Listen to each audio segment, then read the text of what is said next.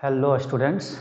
तो अभी हम एनसीईआरटी मैथ क्लास 12 का चैप्टर 7 इंटीग्रल्स के लिए 7.5 का हिंट्स एंड सॉल्यूशन लेकर के अवेलेबल हैं, है ना। तो 7.5 का हिंट्स और सॉल्यूशन देखने के पहले हम लोग देखेंगे कि इस चैप्टर में, इस एक्सरसाइज में हम लोग क्या करने वाले हैं। अभी तक 4 एक्सरसाइज इंटीग्रेशन का पढ़ चुके। उसमें पहला एक्सरसाइज था जो डायरेक्ट फार्मूला पे बेस्ड था, फार्मूला सेट करते थे और इंटीग्रेट हो जाता था। दूसरे वाले में था सब्स्टिट्यूशन मेथड, मतलब कुछ सब्स्टिट्यूट करते थे वेरिएबल को मान करके और उसके बाद फिर वो डायरेक्ट फार्मूला में सेट होता था। तीसरे वाले में हम लोग पढ़े ट्रिग्नोमेट्रिक आइडेंटिटी और चौथे वाले में 7.4 में पढ़े ट्रिग्नोमेट्रिक फार्मूला भी पढ़े और उसके बाद कुछ स्पेशल टाइप का फंक्शन था 1/√x² - a², 1/√x² + a², इस तरह का फंक्शन था। अब 7.5 में हम लोग जो पढ़ेंगे वो रेशनल फंक्शन का इंटीग्रेशन देखेंगे। अब रेशनल फंक्शन क्या होता है वहीं से शुरुआत करते हैं, है ना। पांचवें एक्सरसाइज में जो हम लोग पढ़ेंगे 7.5 में, वो रेशनल फंक्शन का इंटीग्रेशन करना होगा। मतलब ना तो अभी 7.1 में पढ़े हैं वो, ना 7.2, 3, 4 में पढ़े हैं। 7.5 में हम लोग रेशनल फंक्शन का इंटीग्रेशन सीखने वाले हैं। तो देखते हैं कि रेशनल फंक्शन कहते किसको है पहले, फिर उसमें proper rational function, improper rational function, ये सब होता है। तो वो सब का डिफिनेशन देख लेते हैं और उसके बाद उसका इंटीग्रेशन कैसे होगा उसको भी देखेंगे। तो शुरुआत करते हैं हम लोग कहाँ से, रेशनल फंक्शन से। हम पहले ही बता चुके हैं कि अगर 12th क्लास में सबसे ज़्यादा नंबर उठाना है तो डिफरेंशिएशन और इंटीग्रेशन से बढ़िया चैप्टर हो ही नहीं सकता है ना। पूरा कैलकुलस लगभग 45% का आता है, पूरा कैलकुलस लगभग 45% का आता है। यानी कि कंटिन्यूटी, डिफरेंशिएबिलिटी और इंटीग्रेशन और एप्लीकेशन ऑफ इंटीग्रेशन, इतना अगर कर लिए तो 44-45 नंबर साफ साफ उठा सकते हैं। और चैप्टर 8 पढ़ने के लिए, चैप्टर 9 पढ़ने के लिए हमको 7.1 से लेकर के 7.11 तक, खास करके 7.1 से लेकर के 7.8 तक, ये 7-8 एक्सरसाइज 7.7 तक ही, 7.8 भी नहीं, मतलब डेफिनिट इंटीग्रल जहां शुरू होता है उसके पहले तक सब एकदम अच्छे से कंप्लीट रहना चाहिए। मात्र 7.1 से 7.7 तक अगर हम कंप्लीट कर लेते हैं तो पूरा का पूरा चैप्टर 7, पूरा का पूरा चैप्टर 8 और पूरा का पूरा चैप्टर 9 आसान हो जाता है हमारे लिए।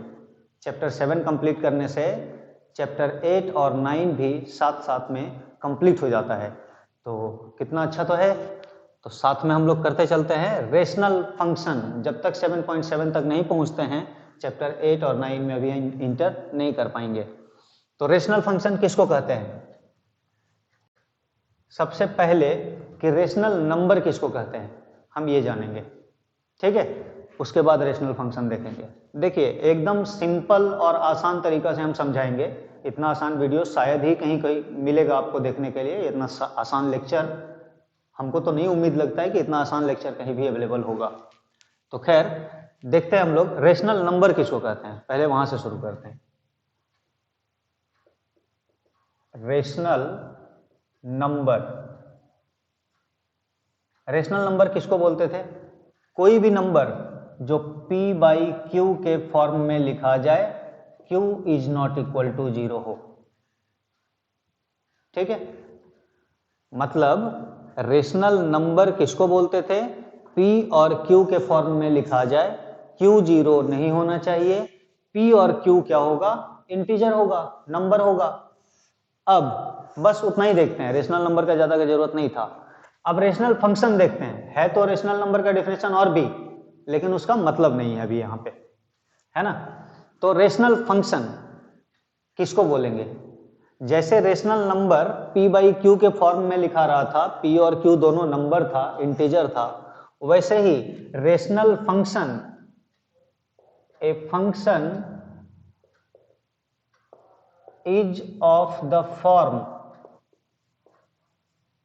कैसा, px/qx, एक फंक्शन जो इस फॉर्म में हो, px/qx, जहां px और qx क्या है, polynomial, where px and qx are polynomials. तो मतलब दो पॉलिनोमियल के रेशियो को हम लोग रेशनल फंक्शन बोल देते हैं। ए function is of the form px by qx, कोई भी फंक्शन अगर इस फॉर्म में होगा जहां px और qx क्या है, पॉलिनोमियल है, तो इस फंक्शन को हम लोग रेशनल फंक्शन बोल देंगे। ठीक है, इज कॉल्ड रेशनल फंक्शन। ठीक, यहां तक कोई दिक्कत नहीं है। अब px और qx दोनों पॉलिनोमियल तो होना चाहिए, ये तो पता चल गया। यहां रेशनल नंबर था तो दोनों नंबर था, यहां फंक्शन है तो दोनों फंक्शन है। पॉलिनोमियल मतलब क्या, फंक्शन है एक x का। मतलब कोई भी रेशनल फंक्शन अगर होगा तो वो इस टाइप का दिखेगा, 2x by 3x square plus 5x, या फिर 3x square plus 5x by 2x plus 1, इस टाइप का कुछ पॉलिनोमियल दिखेगा। मतलब ऊपर में भी पॉलिनोमियल, नीचे भी पॉलिनोमियल, ऊपर भी पॉलिनोमियल, नीचे भी पॉलिनोमियल, तो इस फंक्शन को हम लोग रेशनल फंक्शन बोल देंगे। अब डिग्री ऑफ पॉलिनोमियल देखने के लिए आता है, ये दोनों पॉलिनोमियल में किसका डिग्री ज्यादा है, नीचे वाले का। ठीक है ना, देखो नंबर में क्या होता था कि किसको रेशनल नंबर हम लोग बोलेंगे, जो p बाई क्यू के फॉर्म में होगा, q 0 नहीं होगा, p और q इंटीजर होना चाहिए, p और q का कॉमन फैक्टर नहीं होना चाहिए 1 के अलावे, 1 के अलावे किसी और से कटना नहीं चाहिए। तो 5/7, 3/2 ये सब रेशनल नंबर है। ठीक है, ये सब रेशनल नंबर है। अब दोनों रेशनल नंबर में कोई अंतर है क्या, हाँ अंतर है। एक का न्यूमरेटर बड़ा है, डिनोमिनेटर छोटा है, और दूसरे का न्यूमरेटर छोटा है, डिनोमिनेटर बड़ा है। तो अगर न्यूमरेटर बड़ा हो और डिनोमिनेटर छोटा हो तो इस फ्रैक्शन को हम लोग इम्प्रॉपर फ्रैक्शन बोलते हैं, इम्प्रॉपर फ्रैक्शन बोलते हैं इसको। ठीक है, इम्प्रॉपर फ्रैक्शन भी बोलते हैं इसको। और इसको क्या बोलते हैं, इसको बोलते हैं प्रॉपर फ्रैक्शन। देखिए हमारा वीडियो कुछ ऐसा होता है कि हम बेसिक भी साथ साथ कंप्लीट करते चलते हैं। मतलब अगर पीछे 9, 10 में कुछ नहीं भी पढ़े होंगे तो वो भी रिलेटेड चीज हम यहाँ बताते चलेंगे, है ना। हालांकि पूरा डिटेल से नहीं बताएंगे उसको, क्योंकि बहुत लंबा वीडियो हो जाएगा फिर, लेकिन जो जो जरूरत होगा उतना हम बताते चलेंगे। तो 5/7 को प्रॉपर फ्रैक्शन बोल दिए और 3/2 को इम्प्रॉपर फ्रैक्शन बोल दिए। अब जो इम्प्रॉपर फ्रैक्शन होता है इसको हम लोग मिक्स्ड फ्रैक्शन में चेंज कर सकते हैं। कैसे, 2 से 3 को डिवाइड करेंगे, एक बार में लगेगा और एक बच जाएगा रिमाइंडर, तो इसको हम लिख सकते हैं 1 होल 1/2। ठीक है, इसको क्या बोलते हैं, ये मिक्स्ड फ्रैक्शन में बदल गया, मिक्स्ड फ्रैक्शन। तो मिक्स्ड फ्रैक्शन में कौन वाला बदलेगा, इम्प्रॉपर फ्रैक्शन जो होगा सिर्फ वही बदलेगा। ठीक है, और एक चीज ध्यान देने लायक है कि इसको 1 होल 1/2 लिखें या 1 प्लस 1/2 लिखें, बात बराबर है। ठीक है, इसको भी सॉल्व करेंगे तो 3/2 ही आएगा, और 1 प्लस 1/2 को सॉल्व करेंगे तो भी वही आएगा। ठीक है, होल नंबर को अलग कर दिया और ये जो फ्रैक्शनल पार्ट था उसको हम ऐड कर दिए हैं उसमें। अब जो काम वहां नंबर के साथ हो रहा था वही काम यहां भी होगा। देखो यहां दो तरह का पॉलिनोमियल हम लिखे हैं। एक पॉलिनोमियल में दो तरह का रेशनल फंक्शन हम यहां लिखे हैं। एक रेशनल फंक्शन में नीचे वाले का यानी डिनोमिनेटर का डिग्री ज्यादा है, नीचे वाला जो पॉलिनोमियल है इसका डिग्री ज्यादा है, तो इस तरह के फंक्शन को हम लोग बोल देंगे proper rational function, proper rational function, और जिस फंक्शन का न्यूमरेटर का डिग्री ज्यादा हो इसको बोलेंगे इम्प्रॉपर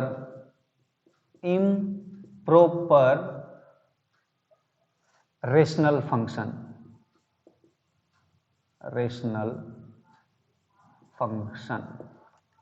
जैसे यहां पे इसको प्रॉपर फ्रैक्शन भी कह सकते हैं और प्रॉपर रेशनल नंबर भी कह सकते हैं, प्रॉपर रेशनल नंबर।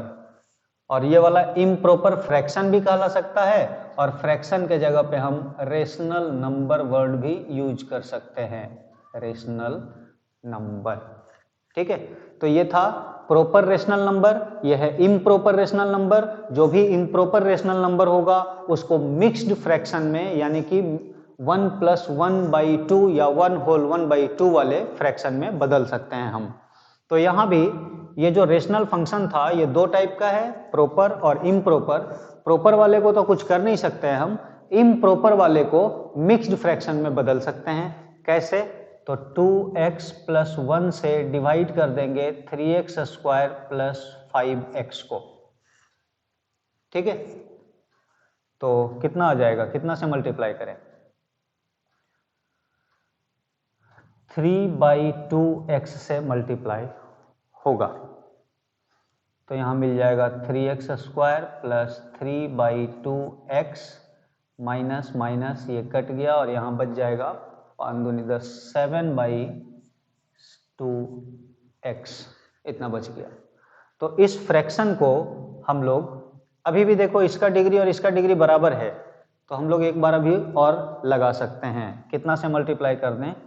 7/4 से, 7/4 से मल्टीप्लाई कर दें तो आ जाएगा 7/2x + 7/4, तो ये कट जाएगा और -7/4 बच जाएगा। मतलब इस फ्रैक्शन को हम लोग ऐसे भी लिख सकते हैं 3x/2 + 7/4 और प्लस कितना रिमाइंडर में बच गया -7/4/2x + 1।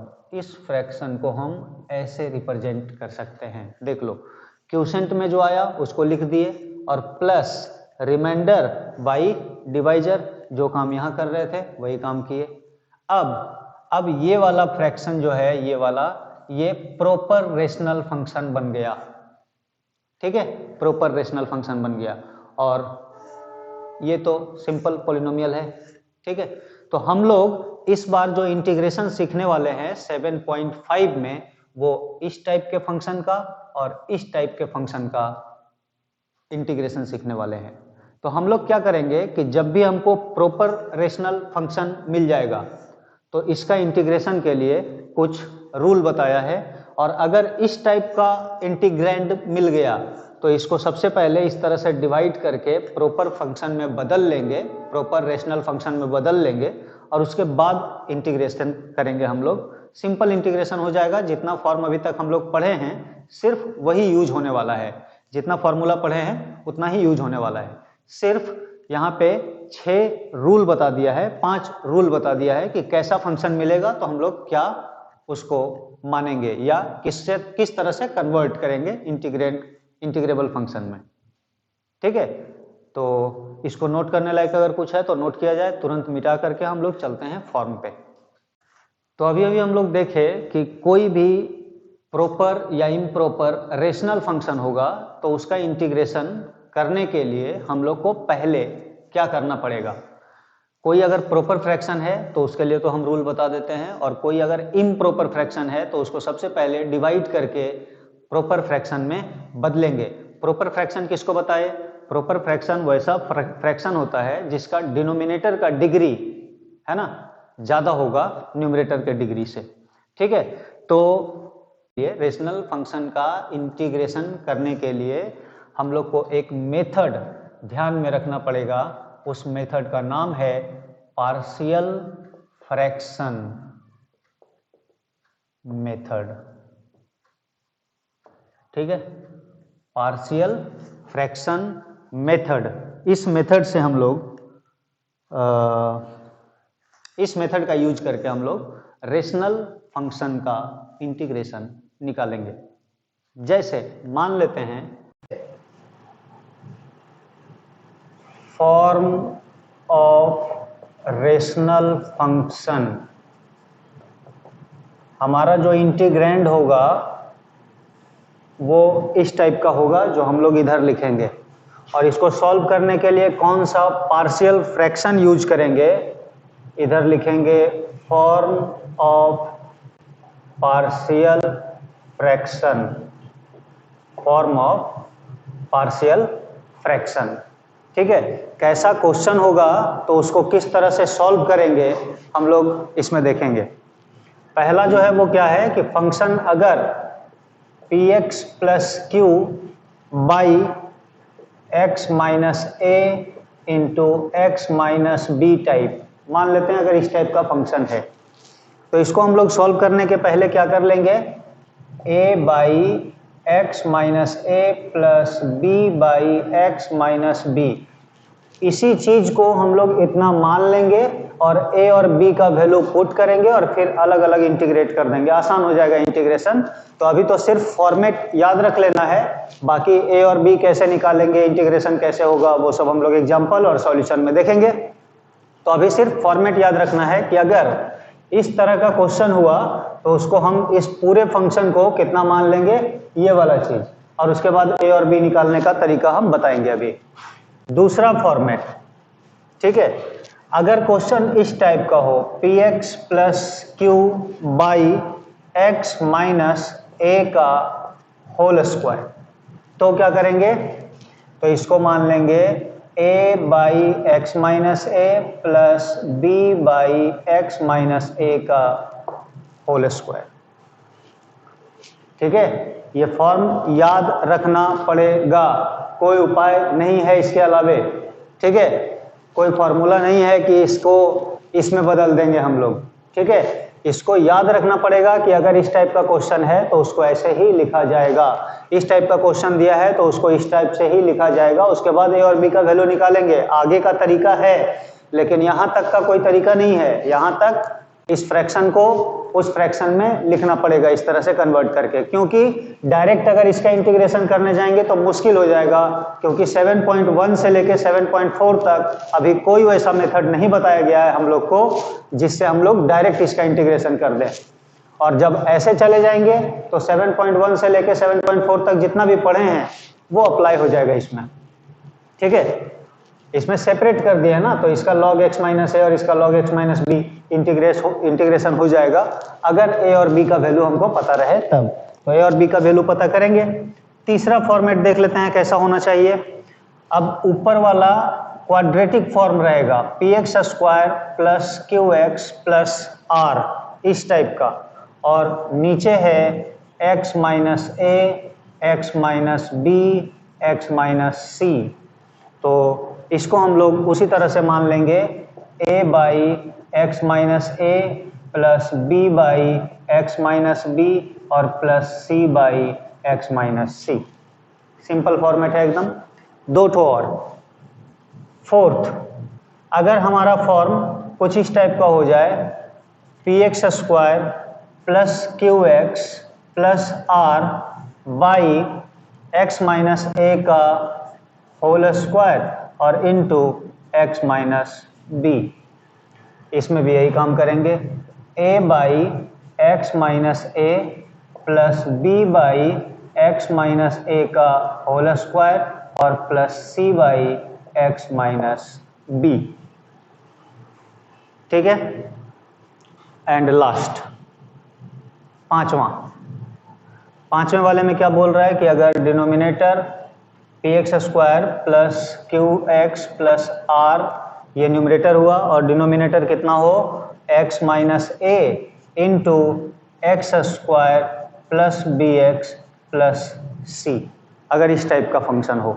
ठीक है, ये थोड़ा सा अलग है, अभी तक जितना भी चल रहा था उससे अलग है, यहाँ डिनोमिनेटर में ही क्वाड्रेटिक फंक्शन आ गया है। ठीक है, तो इसको हम लोग कैसे मानेंगे, a by x minus a और plus b x plus c by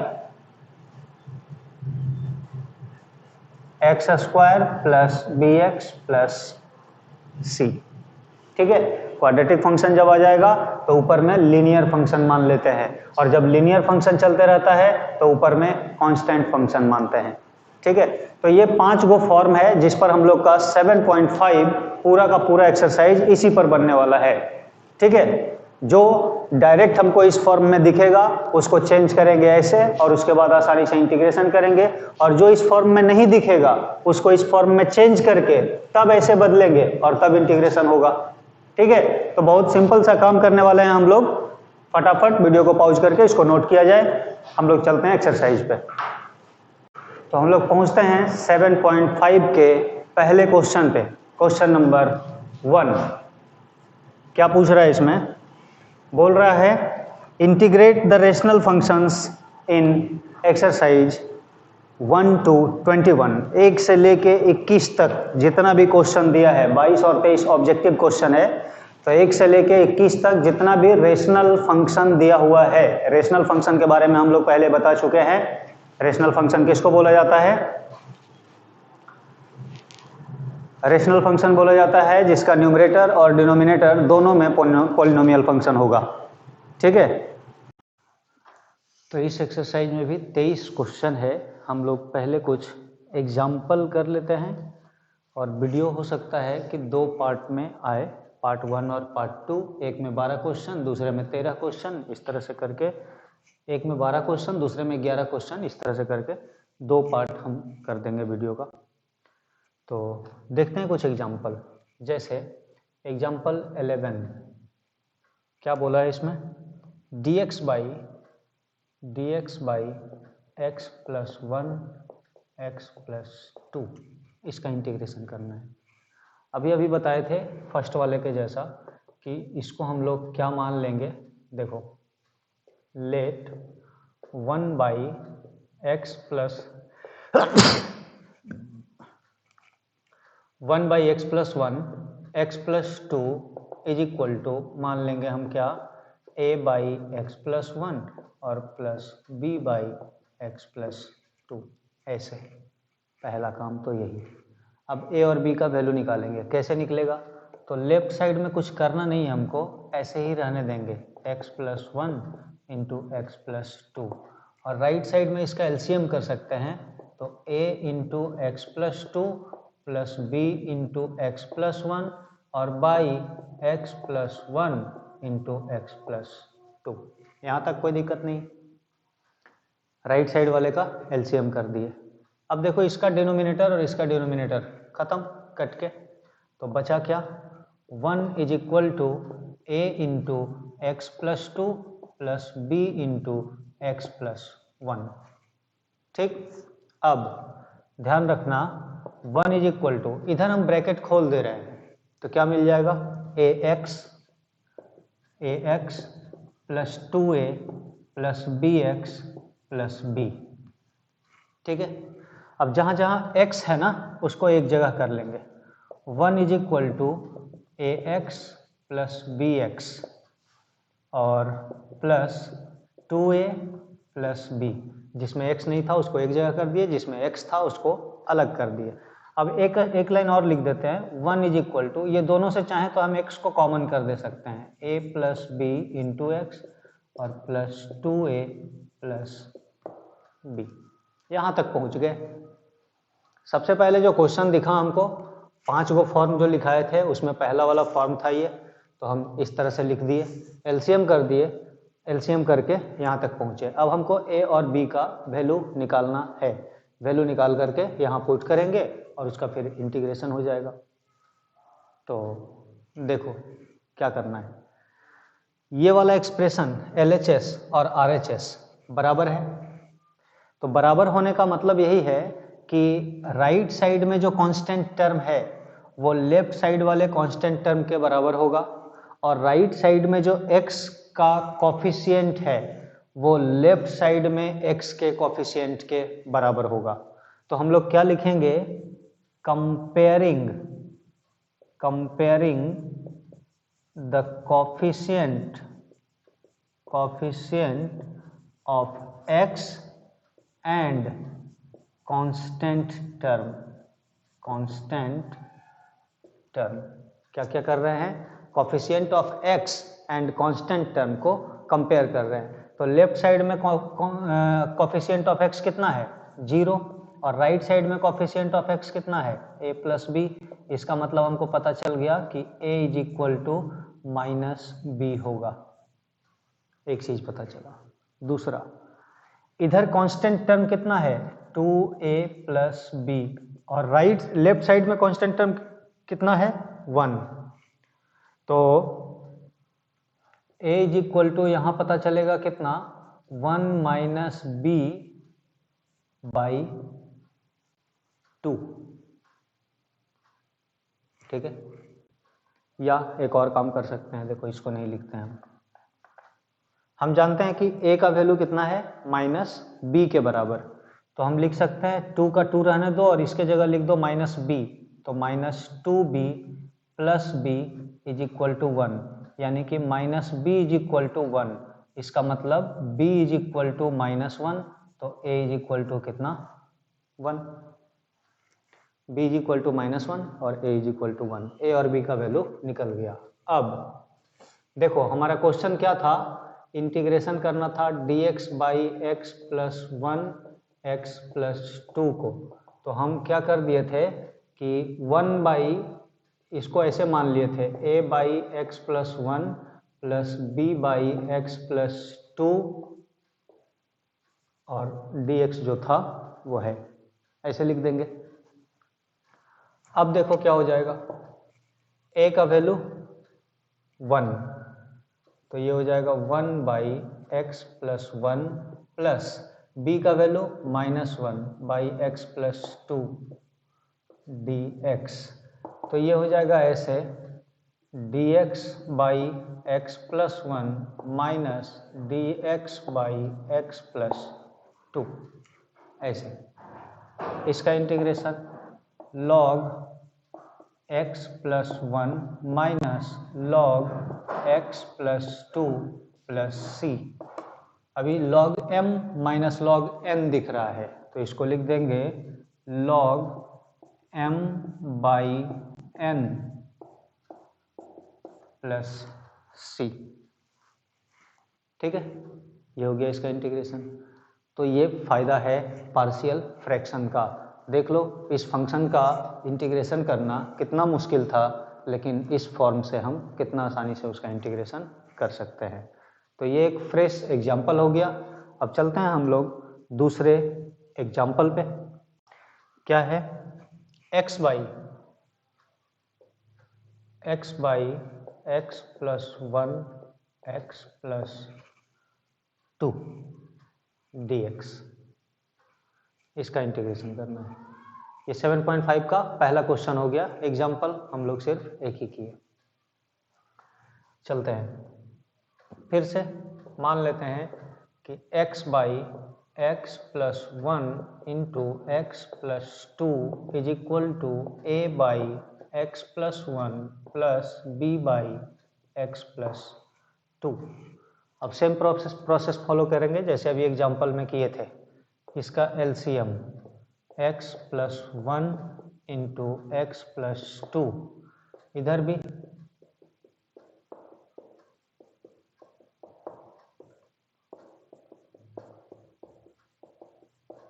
ठीक, डिनोमिनेटर दोनों साइड का कट जाएगा, अब न्यूमरेटर बचेगा सिर्फ। तो इधर बच गया x और इधर क्या बच जाएगा? देखो हम डायरेक्ट लिख दे रहे हैं x के कोफिशिएंट को एक साथ और कांस्टेंट टर्म को एक साथ। तो यहाँ मिलेगा ax और यहाँ मिलेगा bx। तो हम a प्लस b को रहने दिए, x को कॉमन करके बाहर कर दिए, प्लस यहाँ मिलेगा 2a और प्लस वहाँ मिलेगा b। ये हो गया कांस्टेंट टर्म। अब क्या करते हैं? कंपेयर करेंगे। Comparing the coefficient of x and constant term.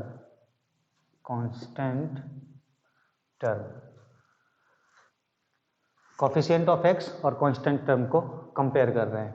तो लेफ्ट साइड में कोफिशिएंट ऑफ x कितना है? 1, x है ना, तो इसका कोफिशिएंट 1 है। और राइट साइड में कोफिशिएंट ऑफ x कितना है, a प्लस बी, ठीक है। एंड लेफ्ट साइड में कांस्टेंट टर्म कितना है, 0, और राइट साइड में कांस्टेंट टर्म कितना है, 2a प्लस बी। इसका मतलब ये हुआ कि b को हम कितना लिख सकते हैं, -2a। b के जगह हम लिख सकते हैं -2a, ठीक है। तो b के जगह इसमें -2a लिख दो तो क्या होगा, 1 = a - 2a। इसका मतलब होगा -a = 1 और a = -1। a = -1। अब a का वैल्यू -1 डाल दें तो b = 2 मिल जाएगा, ठीक है। तो a और b का वैल्यू पता चल गया। अब आते हैं यहाँ से, नाउ इंटीग्रेशन किसका करना था, x by x plus 1 into x plus 2 dx। तो इस पूरे फंक्शन को हम क्या मान लिए थे, a by x plus 1, b by x plus 2 और dx अपने जगह पर रहेगा, ठीक है। अब a का वैल्यू पुट करो, a = -1 बाई एक्स प्लस 1 और प्लस b का वैल्यू पुट करो तो 2 बाई एक्स प्लस 2 इसका dx, ठीक। अब अलग अलग कर दो तो ये मिल गया -dx बाई एक्स प्लस 1 और प्लस 2 बाई एक्स प्लस 2, ठीक। इसका इंटीग्रेशन करो, -log x प्लस 1 और प्लस 2 log x प्लस 2 और प्लस c। अब देखो कुछ लॉगरिथम का रूल है अपना, ठीक ना। इसको रख देते हैं log x प्लस 1 प्लस इसको लिख सकते हैं log x प्लस 2 का होल स्क्वायर प्लस c, ठीक है। ये जो कोफिशिएंट था ये पावर बन के चला गया वहाँ। अब ये log m है और ये log n है, तो क्या लिख सकते हैं, log x प्लस 2 का whole square by x plus 1 plus c, ठीक है, ठीक है। लॉगरिथमिक फंक्शन पॉजिटिव के लिए डिफाइंड है, तो ये तो पॉजिटिव है, इसमें मोड देने का जरूरत नहीं है, ऊपर में नीचे मोड दे करके रखेंगे। तो ये था क्वेश्चन नंबर 1। अब इतना ही लंबा लंबा इसमें सारा क्वेश्चन बनेगा, ठीक है, क्योंकि पहले हमको a और b का वैल्यू निकालना होगा, किसी में a b c का भी वैल्यू निकालना होगा और फिर इंटीग्रेट करना होगा, तो थोड़ा लंबा प्रोसेस तो होगा इसमें। तो एक एक क्वेश्चन करते चलते हैं और मिटाते चलते हैं, है ना। नोट किया जाए फटाफट वीडियो पॉज करके। तो क्वेश्चन नंबर 2 क्या है, question number 2, 1 by integration of 1 by x square minus 9 dx, इसका इंटीग्रेशन करना है। सबसे पहला काम 1 बाई इसको लिख सकते हैं x plus 3 into x minus 3 dx, ऐसे। अब let 1 by x plus 3 into x minus 3 is equal to a by x plus 3 और b बाई एक्स माइनस 3, ये हो जाएगा। अब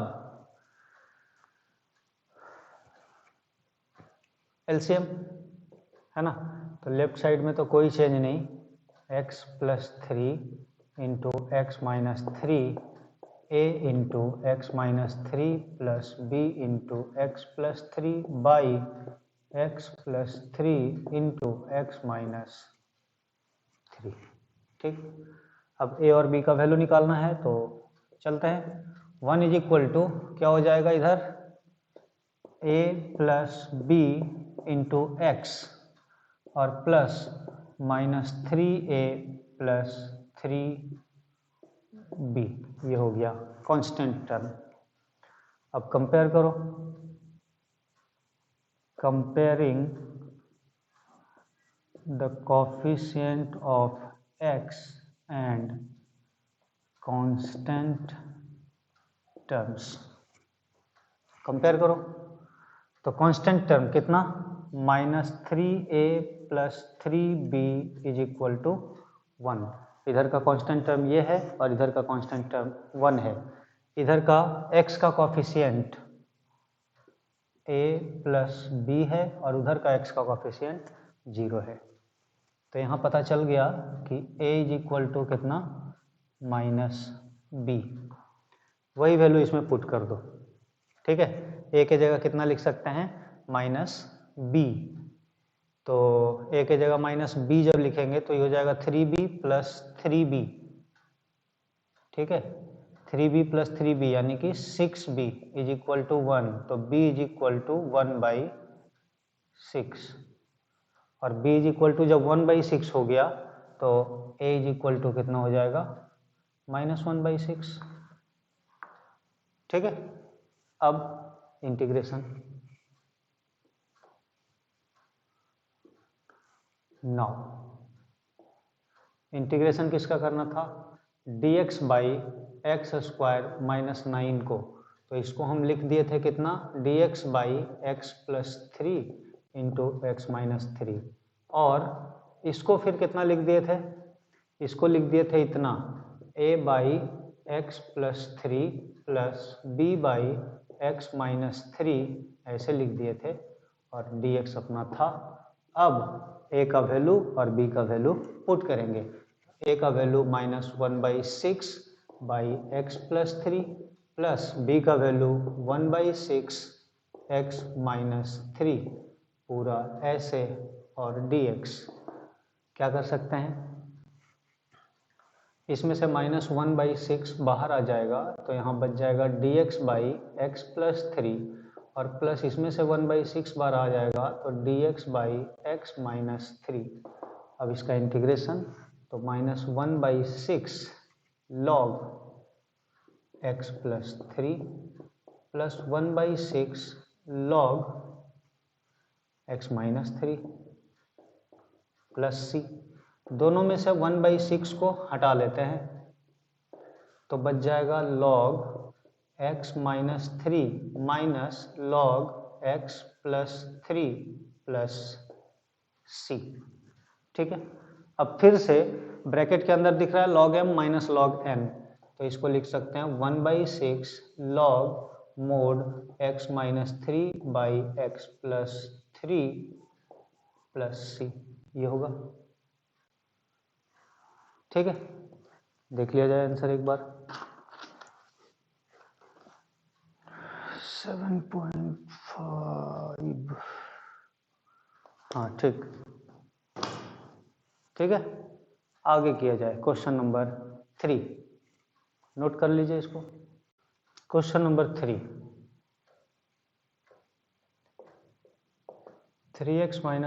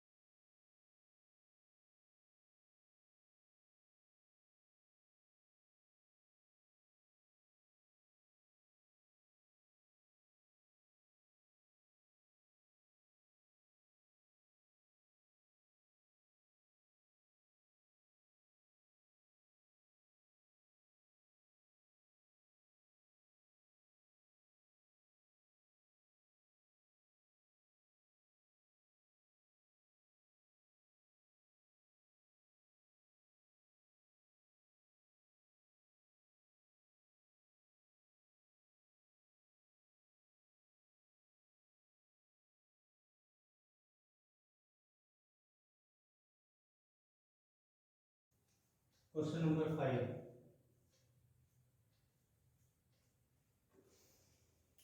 2x by x square plus 3x plus 2, x square plus 3x plus 2 dx। अब देखो इस type का form तो नहीं दिया हुआ था उसमें, हम लोग क्या करने वाले हैं, अब इसको चेंज करेंगे, पहले इसको फैक्टराइज करेंगे। 2x by x square plus 3x plus 2 dx जो था, इसको हम लोग बदल के लिखेंगे ऐसे 2x बाई, इसको मिडिल टर्म स्प्लिट कर सकते हैं, x square plus 2x plus x plus 2 dx।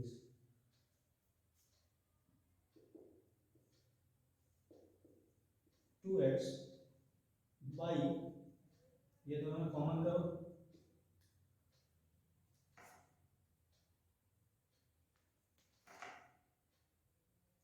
ये दोनों में कॉमन करो तो x कॉमन, तो x प्लस 2 बचेगा, और ये दोनों में कॉमन करो तो प्लस 1, तो x प्लस 2 बचेगा, dx रहेगा यहाँ। इसका 2x by x plus 1 into x plus 2 dx। अब ये आ गया पहले तो स्टैंडर्ड फॉर्म में। अब इसके बाद मतलब क्वेश्चन हमको ऐसे दिया हुआ था, पहले क्वेश्चन को बदल लिए इस तरह से। अब इसको फिर से वही हम let 2x by x plus 1 into x plus 2 is equal to क्या, a by x plus 1 plus b by x plus 2। इसके बाद एलसीएम कर लेंगे, डिनोमिनेटर कैंसिल कर देंगे, तो यही वाला चीज बचेगा। एलसीएम कर लिए, डिनोमिनेटर कैंसिल कर दिए। अब कोफिशिएंट को कंपेयर कर देते हैं, या फिर वही वाला वैल्यू बताए हैं जैसे पुट करने के लिए। अगर x के जगह -1 डाल दें तो ये वाला खत्म हो जाएगा, है ना। क्या करेंगे, इसको मान लो इक्वेशन 1 और पुट कर दो x के जगह -1।